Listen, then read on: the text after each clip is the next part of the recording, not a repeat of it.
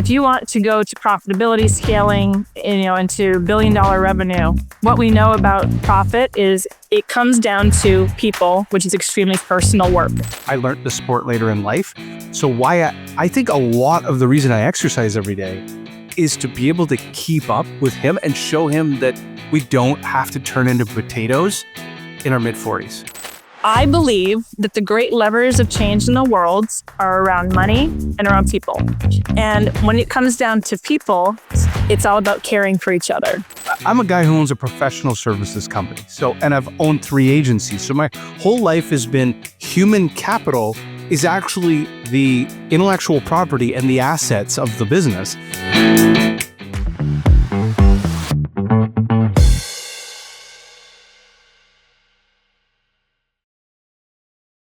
Welcome to Outsource to Profits. I have a fantastic guest. Joanna, do you mind describing who you are, what you do, and how you help the world? Sure. My name's Joanna. Great to be here. I coach women leaders on speaking their legacy. I'm an investor. So I work with women in late stage legacy building and mentoring to change the world. Fantastic. And we're going to be talking about elite performance. And I had asked the question before we started the recording, are we talking about elite performance at the founder level? And Joanna, you had said, no, this is going to triculate across the organization. And I guess in essence, you lead by the front. And the things that you do day in, day out, you hope permeate across your organization. As for myself, as an example, I do a tremendous amount of exercise in a day. So my actual daily routine would be, as an example, I swim every morning. I go on a 5-kilometer walk. Yes, I'm Canadian in the kilometers. I'll go to the gym and work out. And typically 4 to 5 days a week, I am in a water ski course. So a lot of exercise. And so we have 100 employees. And I'm trying to teach these fuel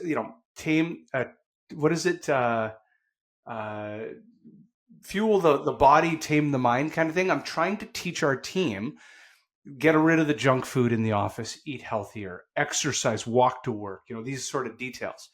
So with that, can you describe the mindset that you were wanting to bring out to this podcast around the leader and becoming an elite performer, and how that, whether it's through osmosis or it's very intentional, can have that, triculate across the organization? Great question. I want to adopt the premise first that we don't lead by how we talk, we lead by how we be.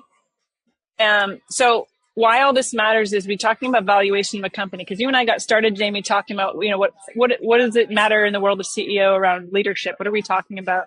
If you want to go to profitability, scaling, into billion-dollar revenue, what we know about profit is it comes down to people, which is extremely personal work. So Google did a survey about employee retention, and the top metric that was the most important across global companies was psychological wellness.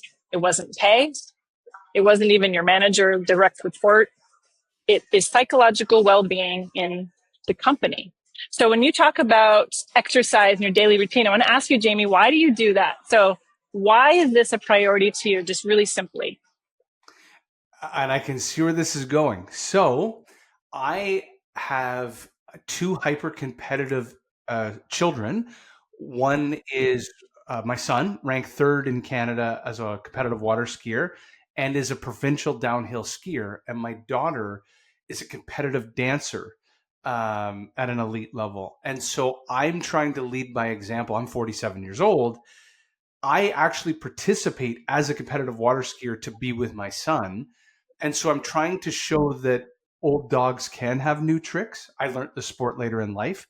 So why I think a lot of the reason I exercise every day is to be able to keep up with him and show him that we don't have to turn into potatoes in our mid-40s. Well, that's a really amazing answer. Keeping up. And I'm going to read something deeper that you're not saying, because I live in the world of vulnerability. So what I'm talking about, valuation and people, I'm a leader and I'm a trained speaker. What does this have to do with valuation of a company? I'm also an investor. I believe that the great levers of change in the world are around money and around people. And when it comes down to people, it's all about caring for each other.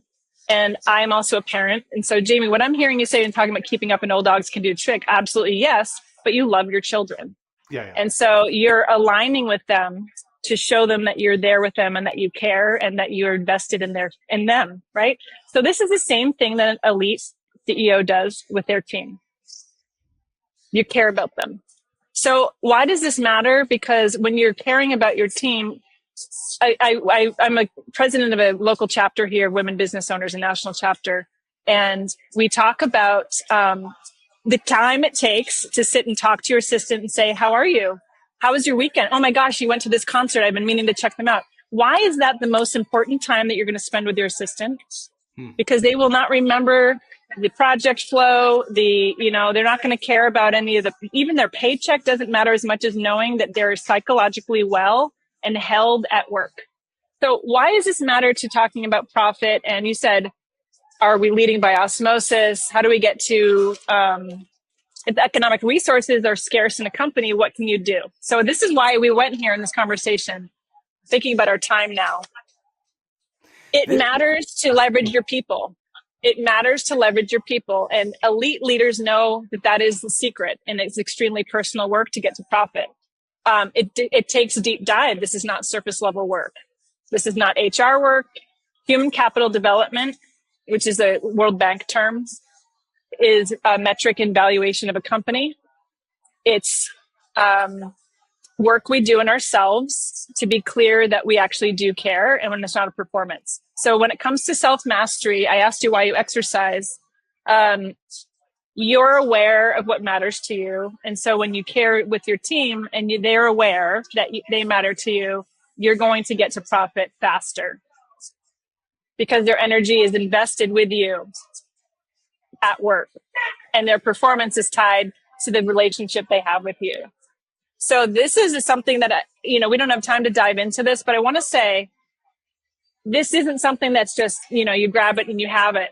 90% of people report that they feel self-aware. And when they get in a self-awareness test, this research study on self-awareness, 15% of people are truly self-aware people, but 90% of us think we are. So we want to get to the point where we really are telling ourselves the truth. We deal in reality. We are clear on what matters to us, and we're actually showing up in what matters and not pretending or thinking we are. There's a difference between what we think is happening, which is our perspective, and what's actually happening, which is what your team will tell you is happening. So it's important that we hear how we affect others and do the work on ourselves to be people who really care and show up fully in ourselves. This is, have you ever read do you know who Dan Sullivan is? Yeah, sure. Mm-hmm. Of course. I've been just devouring his books, Who Not How, and now The Gap and the Gain. And Dan's book, Who Not How, I'm a guy who owns a professional services company. And I've owned 3 agencies. So my whole life has been human capital is actually the intellectual property and the assets of the business. And my assets ride up the elevator, on a Monday, and you hope that after they go home on Friday, they come back up the elevator the next Monday morning. And everything about a professional services firm is centered around the development. You basically are either up-leveling people, so you're upskilling people, or you're up-leveling people. It's just one of the two to grow an organization. Where do you... Can you maybe we'll get tactical in recognizing these are short podcasts. Can you tell us toolkits, skill sets, tangible things that a founder could do right now to make a difference? And I love that simple thing. The beginning of every Google call that we do, like my virtual assistant, her name's Kyla. She comes on a call and she sits side by side on every sales call that we have with a prospect or a customer. Well, we usually get a few minutes together before somebody comes on. And I have that opportunity to get to know her at a deeper level. I love that it doesn't sound as tactical as it maybe should be, but I'll bet you it's very impactful. Can you describe, if you were to do 2 or 3 things what could you do as a founder to make an impact and to not just have this happen to the business, but you're intentionally driving in the business? Well, two things. One is upskill yourself, because we always look out and be like, I got to upskill them.